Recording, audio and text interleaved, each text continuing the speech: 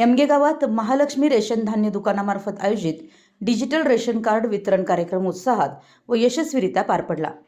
लाभार्थ्यांना अधिक सोयीस्कर सेवा उपलब्ध करून देण्याच्या उद्देशाने हा उपक्रम राबवण्यात आला। या कार्यक्रमास युवासेना जिल्हाध्यक्ष रोहन निर्मळ, यमगे गावचे सरपंच संदीप केलेदार, ग्रामपंचायत सदस्य अभयसिंह भोसले तसेच गावचे प्रतिष्ठित नागरिक आप्पासाहेब पाटील आणि सतीश मोहिते हे प्रमुख पाहुणे म्हणून उपस्थित होते। कार्यक्रमादरम्यान एकूण 3200 कुटुंबांना डिजिटल रेशन कार्डचे वितरण करण्यात आलं।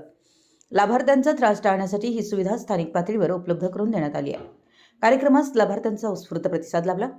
कार्यक्रमाच्या यशस्वी आयोजनाबद्दल सर्व मान्यवरांनी समाधान व्यक्त केलं।